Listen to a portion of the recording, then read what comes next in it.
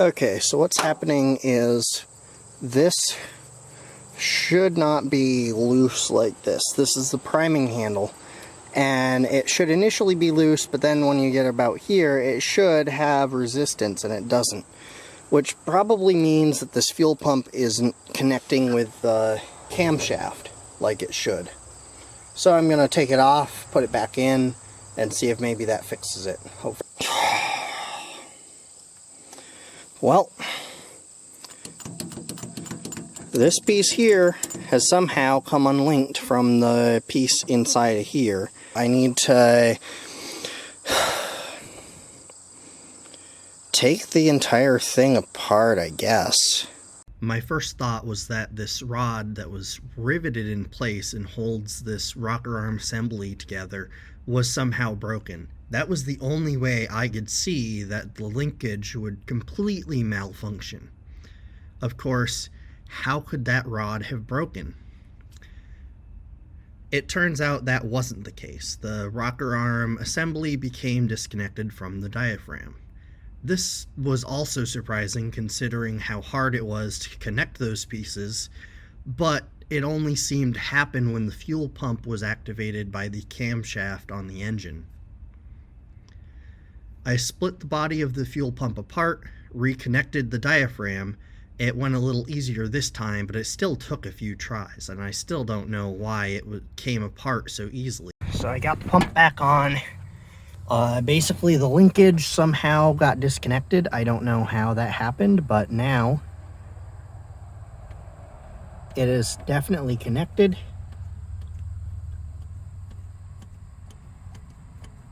I'm priming the pump now.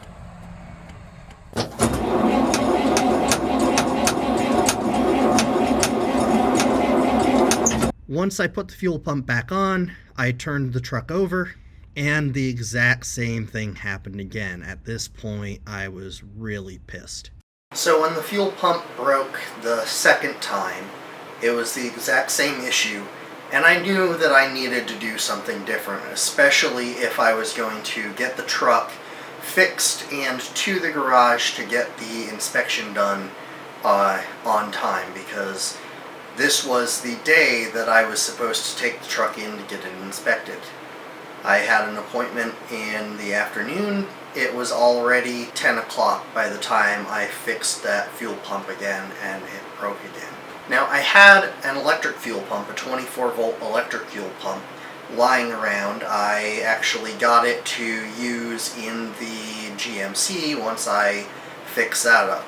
Now, you may be wondering, if you've got an electric fuel pump, if you know they exist, why'd you go through the trouble of rebuilding that mechanical one? Why not just install the electric one in the first place? Well, that's a good question. So one reason is I really want to try to keep the REO stock, because it is kind of interesting. It's a really old model, and there's not a lot of these gasoline-powered REO vehicles left, and so I want to keep it stock and keep it for its historical value. I don't mind doing some modifications where necessary, especially if the modifications don't affect the overall look of the truck, but whenever I can, I like to keep it stock. I also wanted to know how that fuel pump worked, and so I wanted to take it apart and rebuild it. However, it was getting down to crunch time, and actually in the long-term reliability, probably the electric fuel pump is going to give me more issue-free years, and that's why most vehicles today have electric fuel pumps. Really, you only see mechanical fuel pumps on airplanes and on diesel engines, and on diesel engines, they're mechanical fuel pumps are typically relegated to heavy equipment and industrial diesel engines like generators and stuff. Now, the reason for that is if the power that's supplying that electric fuel pump cuts out, then the engine can no longer run. That is very bad in an airplane, and that's also really bad if this diesel engine is powering something that is very necessary, like a water pump at a dam or something. Now with airplanes have a device in them called magnetos. Basically, the spark for the spark plugs, the power that goes to the spark plugs, instead of being provided by an external alternator and or the batteries, it's powered by this device inside the engine, which is a lot more simple, a lot more reliable.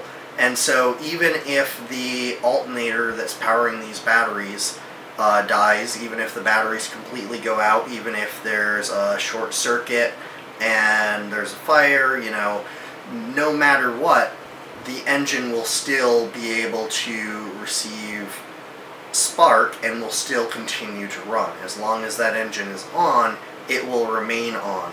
And that's why turning the key off on a plane, if the engine is still running, it'll keep running. And actually, to turn off airplanes, you need to essentially cut off fuel supply. You choke it out. You remove the fuel supply. You also cut off the air supply. Exactly which way you do it depends on the size of the airplane. But anyway, so yeah, airplanes, it's important for them to run, so if they need a fuel pump, some airplanes, of course, don't use a fuel pump at all. They just rely on gravity to get the fuel where it needs to go. But if it does have a fuel pump, it's going to be a mechanical fuel pump. Diesel engines the same way. Diesel engines don't have spark plugs. They don't need spark plugs. The fuel is able to ignite itself. So as long as it can continue getting fuel, it will continue to run, whether it's hooked up to batteries or whether it has an alternator that's going and that's working. It's just going to keep running. Again, that's why diesel engines occasionally have problems where they run away. But this truck, it has spark plugs. It does not have magnetos. It runs on gasoline. So really, if the generator is not working and the batteries aren't supplying enough current to the distributor, the truck is going to shut off whether I can get fuel to it or not. So really, there's not much of an issue using an electric fuel pump, and realistically, I could have just switched to an electric fuel pump right when I first started having the issue. So I got the fuel pump hooked up. It's kind of a mess, but it should work. So the negative goes over to the ground strap for the engine over there, and then the positive lead is hooked up to a fuse, first of all, for safety. And then it goes into the cab.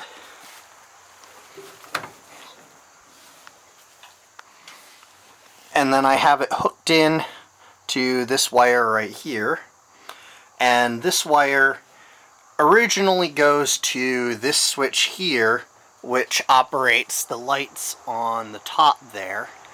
I figure those lights aren't important we don't need them right now, so I decided to use that wire because it provides power, and I am using it to power the fuel pump. So when I was installing the fuel pump, I did take some shortcuts to create a bracket and properly mount the fuel pump. That would have taken too much time. To wire the fuel pump to the ignition switch, that also would have taken a lot of time because the ignition switch is very far up under the dash, and it's also got many different wires coming out of it, and so connecting it to the right wire it would be more difficult. And also the way the ignition switch is designed, there's not an easy way to add in another wire. So it just would have taken more time and consideration, and eventually, if I keep this electric fuel pump installed, I will hook it up properly, hook it up to the ignition where it would be ideally used. Now, I thought I was being smart hooking it up to that switch that powers the flashing lights on top, because I'm not going to need those flashing lights on top, and that switch really is an accessory switch. It could be used, it would have been used to power Could have been used to power flashing lights, but what it was used for is powering radios. And I thought that was the perfect switch to tie it to, because whether it functions only when the ignition is on or if it functions when the ignition is off, it doesn't really matter. But I can control the fuel pump and turn it on whenever I want it on.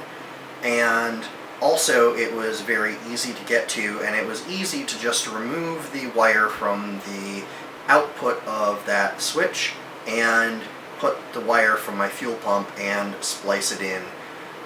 So it seemed really easy, seemed like a good solution, and I was like, yeah, this is going great. And then I realized that that switch is only active when there is power to the light switch. After hooking this all up, I kind of realized something. I'm pretty sure that that wire only has power when the light switch is on. So we're going to try that now. We have the battery hooked up. The fuel pump is not turning.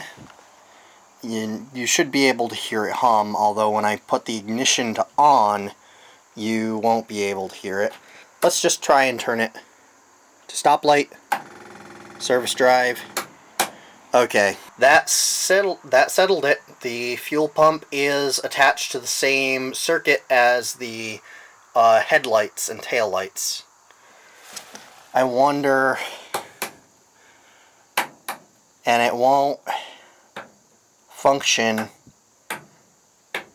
in any other position. So, it is not ideal to start vehicles with your lights on, especially very large vehicles with very large engines that take a lot of power to turn over, because the battery is trying to send as much power as possible to the starter.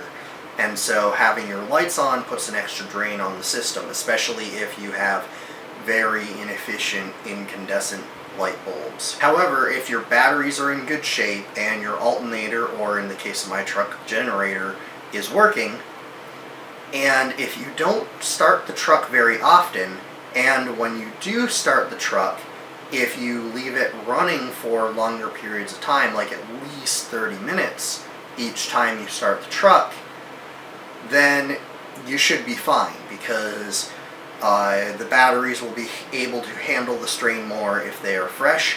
If the generator is working, once the truck starts up, it'll help replenish the batteries, and as long as you aren't putting that strain on the batteries all the time, and as long as you have the truck running for sufficient amounts of time to top off the batteries, then you should be all good to start the truck with the lights on. It shouldn't pose much of an issue. But with my truck, of course, those are all some mighty big ifs. I'm gonna turn the fuel pump on. I'm gonna come out here, gonna check for leaks. I'm not, oh, yep, no, it's leaking.